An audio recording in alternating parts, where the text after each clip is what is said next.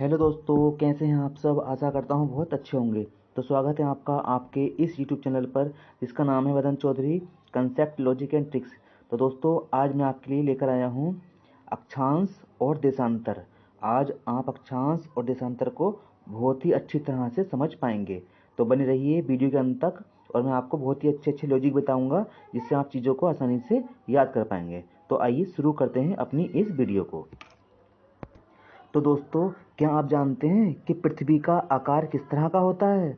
यदि आप जानते हैं तो अच्छी बात है, यदि नहीं जानते हैं तो मैं आपको इस बात से अवगत करा देता हूँ। देखिए, आपने नींबू देखा होगा, आपने संतरा देखा होगा, आपने मौसम्बी देखी होगी, आपने खरबूजा देखा होगा, आपने तरबूज देखा होगा, आपने टमाटर देखा होगा। इसी तरह की आपने बहुत सारी वस्तुएं देखी होंगी दोस्तों, ठीक है। तो पृथ्वी का आकार भी कुछ इसी तरह से ही होता है, ठीक है दोस्तों। जैसे सेब होता है ना। सेब होता है, उसका छिक्कल होता है। तो हम छिक्कल जहाँ पर होता है ना दोस्तों, हम बाहर की साइड से उसके ऊपर चिपके हुए होते हैं, ठीक है दोस्तों। आई होप आपको ये जानकारी समझ में आ गई होगी। तो आइए अब देखिए, किसी भी स्थान की जानकारी प्राप्त करने के लिए हमारे पास कुछ चीज़ों का होना आवश्यक होता है, ठीक है दोस्तों। तो किसी भी स्थान की जानकारी, यानी कि कोई भी स्थान कहाँ पर स्थित है पृथ्वी के ऊपर, इसकी जानकारी हमें कैसे प्राप्त होती है?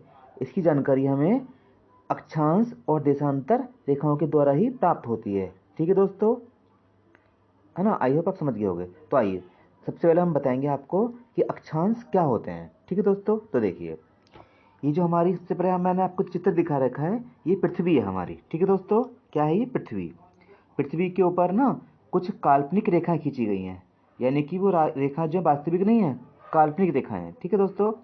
कुछ रेखाएं पड़ी हुई हैं इस तरह से, देखिए कुछ रेखाएं ना इस तरह से हैं, इस तरह से। एक मिनट रुकिए जरा, मैं अपना पेन ले लेता हूँ, ठीक है, लाल रंग का पेन। देखिए, कुछ रेखाएं इस तरह से हैं।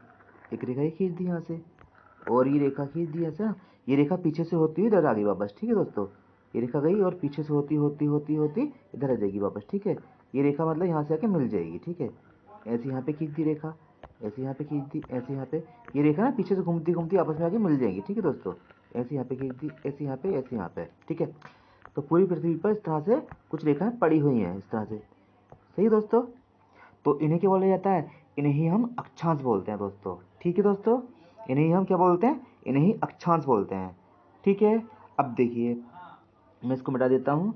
कुछ रेखाएं ना दोस्तों इस तरह से, यहाँ से लेके ऐसे ऐसे होती हैं, ठीक है दोस्तों। ऐसे इस तरह से, ऐसे इस तरह से होती हैं पूरी पृथ्वी पर। अब ये क्या होती है दोस्तों, ये जैसे यहाँ से लेके ना, यहाँ से लेके यहाँ तक ये ख़त्म हो जाती है, ये पीछे जाके मिलती नहीं है कभी भी, ठीक है दोस्तों। यहाँ पे ले जाके ख़त्म हो जाती है इस तरह से, ठीक है। तो इसे बोलते हैं देशांतर, ठीक है दोस्तों। जो खड़ी रेखा है उसे देशांतर बोलते हैं, और जो पड़ी रेखा है उसे क्या बोलते हैं? उसे अक्षांश बोलते हैं, ठीक है दोस्तों। आई आप सब समझ गए होंगे। तो देखिए, देखिए क्या होता है दोस्तों कि पृथ्वी के ना बिल्कुल मध्य में, बिल्कुल बीच में, ठीक है। कहाँ पर? पृथ्वी के बिल्कुल मध्य में, ठीक है। यहाँ पर देखिए, पृथ्वी के मध्य में बिल्कुल एक रेखा खींची गई है, ठीक है। और इसे बोलते हैं जीरो अक्षांश रेखा। ये रेखा जो है ना दोस्तों, पीछे से घूमती हुई आ रही है वापस, ठीक है। यहाँ से जा रही है और पीछे से वापस घूमती हुई यहाँ पर ही वापस आ रही है, ठीक है। इसे बोलते हैं, क्या बोलते हैं इसको? जीरो अक्षांश रेखा। इसके कई सारे नाम हैं। एक नाम है जीरो अक्षांश रेखा, और दूसरा नाम इसका क्या है? विषुवत रेखा भी बोलते हैं इसको, ठीक है दोस्तों। और इसे ही भूमध्य रेखा के नाम से ही जाना जाता है, ठीक है। अब भूमध्य रेखा क्यों बोलते हैं? क्योंकि इस रेखा ने पृथ्वी को दो भागों में बांट दिया है, एक भाग ऊपर का और एक भाग नीचे का, ठीक है दोस्तों। जो ऊपर का ये भाग है ना पृथ्वी का पूरा, ये वाला भाग पूरा का पूरा, इसे बोलते हैं क्या? उत्तरी गोलार्ध, ठीक है। गोलार्ध क्यों? क्योंकि गोले का आधा भाग है ये, ठीक है दोस्तों। इसे बोलते हैं उत्तरी गोलार्ध। और जो नीचे का भाग है ना, ये वाला नीचे का भाग, इसे बोलते हैं दक्षिणी गोलार्ध। समझ गए ना आप? ठीक है ना। तो सही है। जो मध्य में रेखा खींची गई है ना यहाँ पर बिल्कुल बीच में, इसे बोलते हैं जीरो अक्षांश या भूमध्य रेखा या विषुवत रेखा। तीन नामों से इसको जाना जाता है। और ये क्या करती है? पृथ्वी को दो भागों में बांटती है, एक ऊपर का भाग और एक नीचे का भाग। ऊपर के भाग को क्या बोलेंगे? उत्तरी गोलार्ध। नीचे के भाग को दक्षिणी गोलार्ध। आई होप समझ गए ना आप, है ना। आई होप समझ गए होगे। तो आइए, अब विषुवत रेखा से क्या करते हैं हम, देखिए मैं इसको मिटा देता हूँ पहले।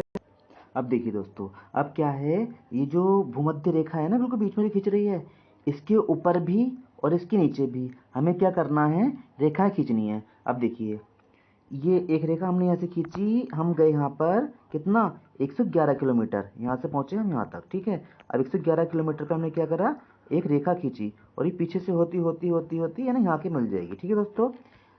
और ये 111 किलोमीटर पे खींची है, और 1 डिग्री सेल्सियस, सॉरी 1 डिग्री पे खींची है, ठीक है दोस्तों। अब आइए, अब खींचते हैं अगली लाइन, वो कब खींचेंगे, 1 डिग्री बढ़ा देंगे तो दो डिग्री पे आ जाएगी, है ना। तो 2 डिग्री पे खींचनी है, और कितनी दूरी पे खींचनी है, यहाँ से 111 किलोमीटर पर, ठीक है दोस्तों। यहाँ से 111 किलोमीटर यहाँ से दूरी होनी चाहिए, और ये है ना 1 डिग्री बढ़ा देंगे इसके अंदर, यानी कि अब 2 डिग्री पे आ गई है, ठीक है। अब 3 डिग्री पे खींचेंगे यहाँ से लाइन, 3 डिग्री पे खींचेंगे, और दूरी कितनी होगी, 111 किलोमीटर, ठीक है दोस्तों। ऐसे ही हम यहाँ से फिर खींचेंगे अगली, दूरी कितनी होगी, 111 किलोमीटर है यहाँ तक की, 111 किलोमीटर दूरी होगी, और अगली डिग्री आ जाएगी, ठीक है। ये 0 डिग्री था, तो 1 डिग्री, 2 डिग्री, 3 डिग्री, 4 डिग्री, ठीक है। इस तरह से ना दोस्तों खींचते खींचते खींचते हम कहाँ पहुँच जाएंगे, बिल्कुल यहाँ पहुँच जाएंगे, ठीक है दोस्तों। यहाँ से पहुँच जाएंगे हम यहाँ पर सबसे लास्ट में जाके, ठीक है। तो यहाँ पर जो लास्ट में जो हम पहुँचेंगे ना, उसे बोलेंगे 90 डिग्री, ठीक है। जो 90 डिग्री पर हम है ना रेखा खींचेंगे गोल गोल, वो क्या आएगी, एक बिंदु के रूप में होगी, ठीक है दोस्तों। वैसे ही बोला जाएगा उत्तरी ध्रुव, ये दिख रहा है ना उससे लास्ट में बिंदु जाके मिल रहा है, इसी बोलेंगे उत्तरी ध्रुव। इसी तरह से रेखाएं नीचे की साइड में खींची जाएंगी, ठीक है, 1 डिग्री पर, और दूरी कितनी होगी, 111 किलोमीटर। फिर 2 डिग्री पर दूरी 111 किलोमीटर, फिर 3 डिग्री, 4 डिग्री, 5 डिग्री, इस तरह से करते करते नीचे जाएंगे 90 डिग्री, ठीक है दोस्तों। यहाँ पर हमें एक लास्ट में जो प्राप्त होगा, वो एक है ना, एक वृत्त के रूप में ना प्राप्त होकर एक बिंदु प्राप्त होगा, उसे क्या कहा जाएगा, उसे ही हम बोलेंगे क्या, उसे ही बोला जाएगा दक्षिणी ध्रुव, ठीक है दोस्तों। यहाँ पर पड़ता है नीचे की साइड में दक्षिणी ध्रुव, और यहाँ पर ये उत्तरी ध्रुव है, ठीक है दोस्तों, समझ गए ना आप। तो देखिए, अब देखिए मैं इस चीज़ को ना आपको दूसरे एंगल से समझाने का प्रयास कर रहा हूँ, ठीक है दोस्तों। देखिए, ये जो भूमध्य रेखा है ना, बिल्कुल बीच में जो है रेखा, बिल्कुल कहाँ पर, बिल्कुल मध्य में जो है ना, इस रेखा से जो है ना दोस्तों, ये रेखा मध्य में जो है। अब हम ना क्या कर रहे हैं, बिल्कुल यहाँ पर ना जो ध्रुव है, यहाँ पर खड़े हुए हम इसको पूरी पृथ्वी को देख रहे हैं, ठीक है दोस्तों।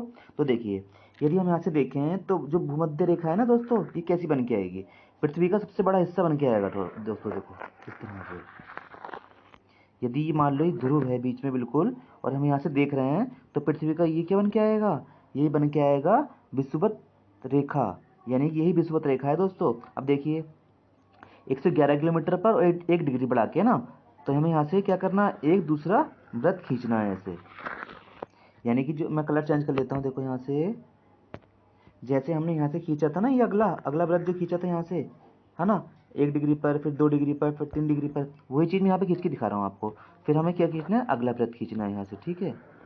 दूरी कितनी रहेगी, 111 किलोमीटर, ठीक है, 111 किलोमीटर दूरी रहेगी, और 3 डिग्री पर आ जाएगा। फिर 4 degree, 111 kilometre, 5 degree, 111 kilometre, 6 degree, 111 kilometre. इस तरह से ना दोस्तों लास्ट में जाके हमें ये बिंदु प्राप्त होगा, सही है। ये क्या ध्रुव है, कौन सा ध्रुव है, ऊपर की साइड का उत्तरी ध्रुव, इसी तरह से नीचे की तरफ होगा तो उसे बोलेंगे दक्षिणी ध्रुव, ठीक है ना दोस्तों। तो देखिए, अभी क्या होता है दोस्तों, जैसे 111 किलोमीटर यहाँ तक की दूरी है, 111 किलोमीटर यहाँ तक की दूरी है ना, 111 किलोमीटर यहाँ तक की, 111 किलोमीटर यहाँ तक की, सबकी दूरी समान है दोस्तों, ठीक है। और लास्ट में भी बिंदु प्राप्त हुआ है हमें, ठीक है। तो ये पूछता है कि बताइए पृथ्वी पर कितने अक्षांश पाए जाते हैं, तो पृथ्वी पर कितने पाए जाते हैं, 181 अक्षांश पाए जाते हैं दोस्तों, ठीक है। क्योंकि 0 डिग्री के ऊपर भी कितने हैं, 90, और 0 डिग्री नीचे कितने हैं, 90, और खुद जीरो वाला 1 हो गया, तो 181 अक्षांश पाए जाते हैं, ठीक है दोस्तों। अब देखिए, अब लास्ट का जो है क्या है, लास्ट वाला सिर्फ बिंदु के रूप में है ना, तो पूछेगा अक्षांश रेखा कितनी पाई जाती हैं, तो अक्षांश रेखा कितनी हो गई, 179, ठीक है दोस्तों। आई होप समझ गए होगे आप, क्योंकि दो लास्ट वाले बिल्कुल बिंदु हैं, ध्रुव वाले जो हैं वो बिल्कुल बिंदु के रूप में है, ठीक है। आई होप समझ गए ना आप, हाँ समझ गए होंगे। तो चलिए देखिए, अब मैं इसको आपको अगले चित्र में दिखाने का प्रयास करता हूँ। देखिए देखिए दोस्तों, यहाँ पर क्या है, वही देखो है ना, ये रेखा जो है ना सामने वाली, ये रेखा दिख रही है ना, ये वाली, ये विषुवत रेखा है ना, वही मध्य वाली जो थी। ऐसे इसके ऊपर को जाएंगे तो देखो 20 भी आएगा, 30 भी, 25 भी, है ना, 35 भी 31 32 33 34 आते रहेंगे ऊपर तक, ठीक है दोस्तों। तो देखिए यहाँ पर आया है 20 डिग्री उत्तरी अक्षांश, है ना, 40 डिग्री, ऐसी बीच में और भी बहुत सारे होंगे यहाँ पर, है ना, दिखाई नहीं है क्योंकि इतने सारे बनाना पॉसिबल नहीं है, ठीक है दोस्तों। फिर 41 42 43 44 45 46 47 48 49 50 51 52 ऐसे 60 वाला ही आ गया, ठीक है दोस्तों, ये वाला। ऐसी 61 62 63 64 65 66 67 68, है ना, इस तरह से ये 80 वाला आ गया, ठीक है दोस्तों। तो देखिए इसको ना दूसरे एंगल से दिखाने का प्रयास किया गया है। यहाँ पर देखिए ये जो बन के आ रहा है ये उत्तरी ध्रुव है, ऐसे इसके नीचे ना दोस्तों, नीचे की साइड में, यहाँ पर पीछे की साइड में क्या होगा, दक्षिणी ध्रुव होगा, ठीक है दोस्तों। आई होप समझ गए ना। तो ठीक है, चलते हैं अपने अगले चित्र पर। देखिए अगले चित्र में आपको और अच्छी तरह से क्लियर हो जाएगा। देखिए दोस्तों ये देखो बिल्कुल बीच में जो आ रहा है ये वाला, है ना, विषुवत व्रत है ये, ठीक है। इसको 0 डिग्री अक्षांश भी बोलते हैं, भूमध्य रेखा भी इसको कहा जाता है और शून्य अक्षांश भी इसको कहा जाता है, ठीक है दोस्तों। अब देखिए अब मोस्टली ना पेपर में क्या आता है, विषुवत रेखा, कर्क रेखा और मकर रेखा, है ना, इन तीनों के बारे में मोस्टली आता है। तो देखिए यदि हम यहाँ से विषुवत रेखा से लाइन खींचते चले जाएं, है ना, व्रत खींचते चले जाएं, बिल्कुल गोल गोल पीछे घूम के आ जाएगा ये, फिर एक और आ जाएगा, फिर एक और आ जाएगा, फिर एक और आ जाएगा, इस तरह से ना एक 23.5 डिग्री पे व्रत खींचा जाएगा इस तरह से यहाँ पर, ठीक है दोस्तों। ये घूमते पीछे से ऐसे वापस आ जाएगा, 23.5 डिग्री पे व्रत खींचा जाएगा, उसे हम क्या बोलते हैं, उसे हम बोलते हैं कर्क रेखा, ठीक है दोस्तों। 23.5 डिग्री उत्तर में जो खींचा जाएगा ना उसी बोलेंगे कर्क रेखा। इसी प्रकार से विषुवत रेखा के हम नीचे को बढ़ते चले जाएंगे इस तरह से ना, ऐसे हाथ से बढ़ते चले जाएंगे, बढ़ते चले जाएंगे, ऐसे क्या आएगा 23.5 डिग्री यहाँ पर क्या आएगा, एक व्रत आएगा, और 23.5 डिग्री कहाँ पर आएगा, दक्षिण में आएगा, ठीक है दोस्तों। तो इसे कहेंगे मकर रेखा, ठीक है दोस्तों। तो ये हो गई ऊपर वाली 0 डिग्री से 23.5 पर कर्क रेखा, और नीचे वाली हो गई मकर रेखा। आई होप आपको ये वाली बात भी समझ में आ गई होगी, ठीक है दोस्तों। तो चलिए इस वाली बात को हम अगले चित्र से और अच्छा क्लियर कर लेंगे। देखिए आपको इस चित्र के द्वारा बहुत ही अच्छी तरह से समझ में आ रहा होगा, ठीक है दोस्तों। तो देखिए ये कर्क रेखा है और ये, है ना, भूमध्य रेखा है, ये मकर रेखा है। इसके 3 नाम मैंने आपको बता दिए हैं ऑलरेडी, ठीक है। अब देखिए 3 रेखा हमारे पास ये महत्वपूर्ण है, इन्हीं के बारे में क्वेश्चन पूछा जाता है, ठीक है। कर्क रेखा, अब देखिए कर्क सबसे ऊपर है, ठीक है। मकर, मकर को ना मगरमच्छ कर दीजिए, मगरमच्छ पानी के नीचे रहता है ना, तो नीचे वाला मगरमच्छ ऊपर वाला कर्क, और ये बीच में रहेगी रहेगी, ठीक है दोस्तों। तो देखिए ये जो कर्क रेखा है ये 3 महाद्वीपों से होकर गुजरती है, ठीक है दोस्तों। 3 रेखाएं, तीनों की तीनों 3 महाद्वीपों से गुजरती हैं। अब कर्क रेखा है 3 महाद्वीपों से गुजरेगी, भूमध्य रेखा है ये भी तीनों से गुजरेगी, और मकर रेखा है ये भी 3 महाद्वीपों से होकर गुजरेगी, ठीक है दोस्तों। आइए समझ गए ना आप, 3 रेखाएं हैं और तीनों ही रेखा 3 महाद्वीपों से होकर गुजरती हैं, ठीक है। तो आपको साफ साफ दिख रहा होगा ये अफ्रीका है हमारा, ये अफ्रीका, और ये क्या है, ये दक्षिणी अमेरिका है, ठीक है दोस्तों। ये अफ्रीका महाद्वीप और ये दक्षिणी अमेरिका महाद्वीप, तो इससे होकर गुजर रही है ना, ये भूमध्य रेखा, भूमध्य रेखा, और एशिया से होकर गुजरती है, ठीक है। 3 महाद्वीप हो गए। अब देखिए ये मकर रेखा देखिए, है ना, दक्षिणी अमेरिका, अफ्रीका, और कहाँ से जाती है, ऑस्ट्रेलिया से होकर जाती है ना, इधर ऑस्ट्रेलिया पड़ता है जाके आगे, ठीक है दोस्तों। अब कर्क रेखा देखिए, कर्क रेखा कहाँ से गुजरती है ना, उत्तरी अमेरिका, अफ्रीका और एशिया, ठीक है दोस्तों। एशिया से जो रेखा गुजरती है ये वाली रेखा ही भारत से होकर गुजरती है। आई होप आप समझ गए ना, ठीक है। तो देखिए सिर्फ अफ्रीका ही ऐसा महाद्वीप है कि इससे तीनों की तीनों रेखाएं होकर गुजरती हैं, ठीक है दोस्तों।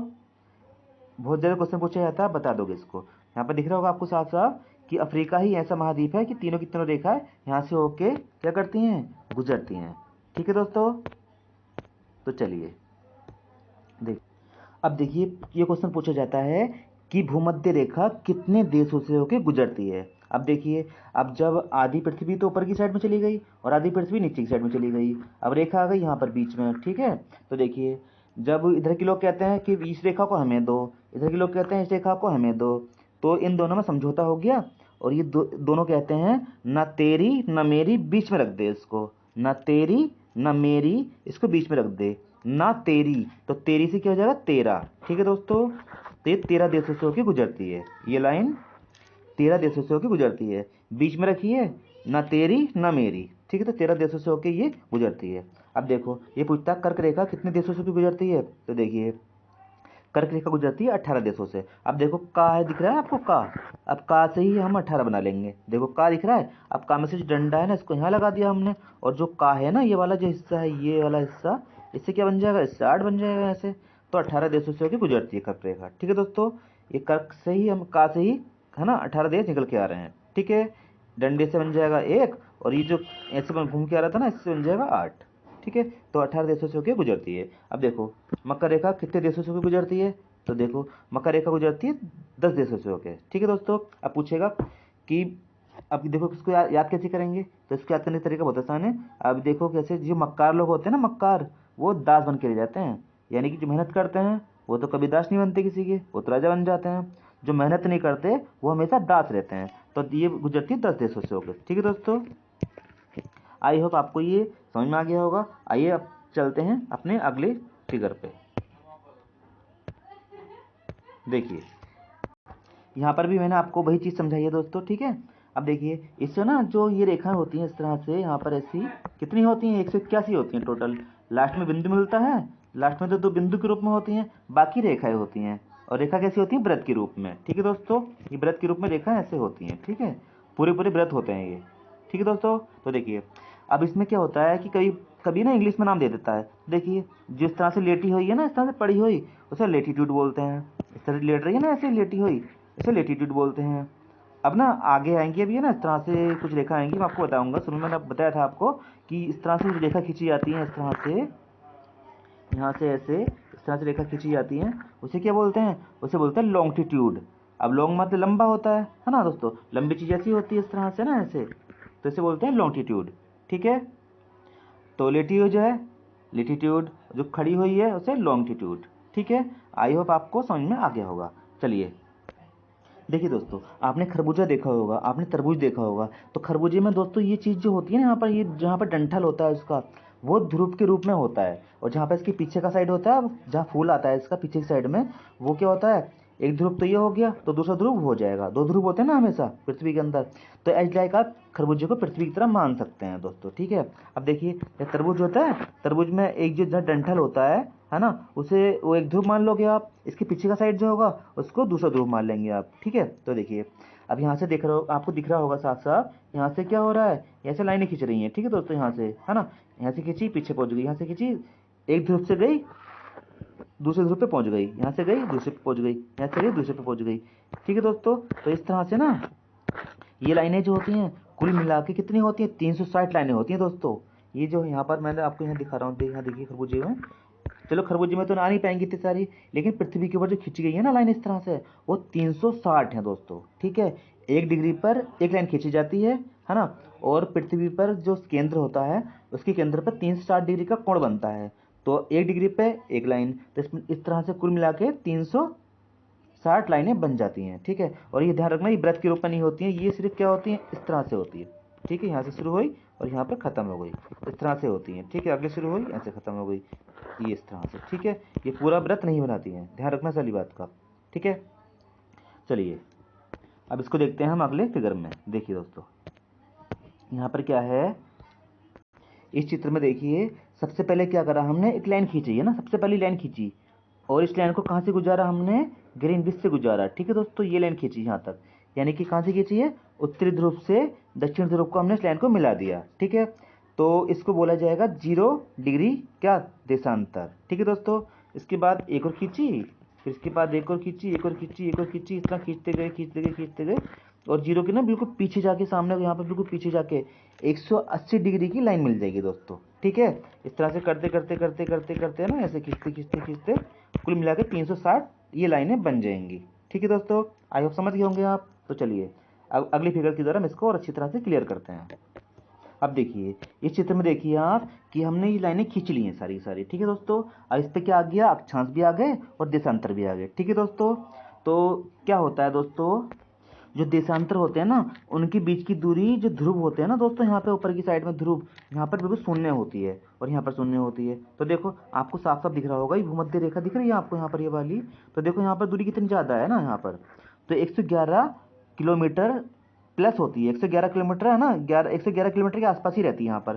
फिर यहाँ पर कम होती चली जाती है, और कम हो जाएगी, और कम हो जाएगी, और कम हो जाएगी, और कम हो जाएगी, और कम हो जाएगी, लास्ट में जाकर शून्य हो जाएगी अंत में जाके यहाँ पर। ठीक है दोस्तों, यहाँ पर भी देख सकते हैं आप, यहाँ पे ना सबसे ज़्यादा बीच में रहती है, फिर कम होती जाएगी, कम होती जाएगी, लास्ट में जाकर शून्य हो जाएगी। तो इनके बीच की दूरी हमेशा एक समान नहीं रहती है। जबकि यहाँ पर देखोगे आप इस चित्र के अनुसार, यहाँ पर देखिए इस चित्र में जो हमारी अक्षांश रेखाएं हैं इनकी बीच की दूरी यहाँ से यहाँ तक देखो, है ना, बिल्कुल समान दिख रही होगी आपको। यहाँ से यहाँ तक की दूरी बिल्कुल समान दिख रही होगी ना, यहाँ से यहाँ तक की, ठीक है। तो अक्षांशों के बीच की दूरी हमेशा समान रहती है, और कितनी रहती है, 111 किलोमीटर। जबकि देशांतरों के बीच की दूरी कम होती जाती है, और भूमध्य रेखा पर सबसे ज़्यादा दूरी होती है, वो कितनी होती है, 111 किलोमीटर प्लस होती है ना, 111 किलोमीटर प्लस ऐसी कुछ है, मतलब 111 है ना, .11 है ना, ऐसे कुछ किलोमीटर, ठीक है दोस्तों। इतनी दूरी यहाँ पर होती है इसकी बीच की, ठीक है। आई होप समझ गए होगे आप। तो चलिए देखो थोड़ी सी सामान्य जानकारी और ले लेते हैं। देखिए जो ये रेखा है ना तिरछी है ना, ये ऐसी पड़ी हुई रेखा जो है इस तरह से, ये देखिए यहाँ पर जो बीच की रेखा है ना, भूमध्य रेखा, यहाँ पर सूरज की किरणें बिल्कुल सीधी पड़ती हैं, ठीक है दोस्तों, सीधी रेखा पड़ती है, तिरछी नहीं पड़ती, सीधी रेखाएं पड़ती हैं सूरज की, हमेशा किरणें जो है सीधी पड़ती हैं, जिस कारण से यहाँ पर सबसे ज़्यादा गर्मी रहती है, ठीक है दोस्तों। और यहाँ पर जैसे जाते जाते हैं दूर को, यहाँ पर जाते जाते हैं तो सूरज की किरणें तिरछी पड़ती जाती हैं, तो ध्रुवों पर सबसे ज़्यादा क्या होता है, ठंड पड़ती है दोस्तों, यहाँ पर सूरज की किरणें नहीं पहुँच पाती, और भूमध्य रेखा पर सबसे ज़्यादा किरणें पहुँचती हैं। तो देखो यहाँ पर गर्मी सबसे ज़्यादा होती है, और फिर बाद को गर्मी कम होती जाती है, ठीक है दोस्तों। और ध्रुवों पर जाकर क्या हो जाता है, बहुत ज़्यादा ठंड हो जाती है, तापमान बहुत ज़्यादा गिर जाता है, ठीक है दोस्तों, ऐसे ऊपर को ऐसे ही नीचे को, ठीक है। तो ध्रुवों पे क्या होता है, हमेशा बर्फ़ जमी रहती है, ठीक है दोस्तों। और देखिए, तो देखिए इनके द्वारा तापमान का यानी मौसम का निर्धारण किसके द्वारा होता है, ये जो रेखा पड़ी हुई है ना, क्योंकि इन पर ही सबसे ज़्यादा इफेक्ट पड़ता है किसका, किरणों का, सूरज की, ठीक है दोस्तों। तो तापमान का है ना निर्धारण इसके द्वारा ही होता है। किसी देश का मानसून क्या पे डिपेंड करता है, इन्हीं पे डिपेंड करता है, ठीक है दोस्तों। अब देखिए अब आती हैं दोनों रेखाएं जो वो है ना शून्य देशांतर है ना, यहाँ पर शून्य देशांतर, एक शून्य देशांतर है, ठीक है, और एक 180 देशांतर है। अब जो शून्य देशांतर है ना, ये ग्रीनविच से होकर गुजरती है, ठीक है दोस्तों। देखिए अब इसकी विशेषता क्या है, ये जो शून्य देशांतर है ना, ये जो इतनी रेखा यहाँ से इस तरह से तिरछी है ना, ऐसे इस तरह से जो है ये ना समय को बताती हैं, टाइम को बताती हैं, ठीक है दोस्तों। तो देखिए जो ये वाली शून्य वाली रेखा है ये समय रेखा होती है, और ये जो 180 वाली है ना, ये तिथि रेखा होती है। अब देखो 180 को कैसे याद कर पाएंगे, देखियो इसको ऐसे ऐसे याद कर पाएंगे, है ना। तो कोई भी काम करते हैं अच्छी तिथि में करते हैं, अच्छी तिथि, अच्छी मतलब 80 है ना, 80 आ रहा है कि नहीं आ रहा है यहाँ पर, देखिए। तो कोई भी हम शुभ काम करते हैं तो अच्छी, अच्छी मतलब 80 है ना, अच्छी तिथि में करते हैं। तो 180 डिग्री वाली कौन सी हो गई, तिथि रेखा हो गई, ठीक है दोस्तों। और ये जीरो वाली जो है ये समय रेखा, इसको हम बोलते हैं, ठीक है। इसके जो ये आगे का दिख रहा है इसे बोलते हैं पूर्वी, ठीक है दोस्तों, पूर्वी गोलार्ध। और इसी की बोलते हैं ये पूरब हो गया तो पश्चिम हो जाएगा था, इसे पश्चिमी गोलार्ध बोलते हैं, ठीक है दोस्तों। आई होप आपको ये वीडियो बहुत पसंद आया होगा। यदि आपको वीडियो पसंद आया होगा तो इसको प्लीज़ लाइक, शेयर और सब्सक्राइब कीजिए। जय हिंद, जय भारत। और हाँ दोस्तों, आपको ना मैं इन दोनों को कंबाइन करके एक चित्र में और दिखाना चाहता हूँ। देखिए यहाँ देखिए इस चित्र के अंदर है ना सब कुछ दिखाया गया है ना। आप आराम से इसके अंदर देख पाएंगे बहुत अच्छी तरह से कि कहाँ पर कौन सी रेखा किस तरह से खींची गई है, ठीक है दोस्तों। यदि आपको ना ये वीडियो पसंद आ रही होंगी तो मैं आपके लिए आगे वीडियो लेकर आऊँगा। यदि आप चैनल को लाइक करेंगे, सब्सक्राइब करेंगे और शेयर करेंगे तो मैं आगे वीडियो लेकर आऊँगा। अदरवाइज़ अगर आपको वीडियो पसंद नहीं आ रही होंगी तो मैं नहीं लेकर आऊँगा, ठीक है दोस्तों। और हाँ, देशों को किस रेखा पर कौन से देश स्थित हैं उसकी ट्रिक मैं बहुत जल्दी ही लेकर आऊँगा, ठीक है दोस्तों। तो ठीक है, अपना ध्यान रखिए। जय हिंद, जय भारत।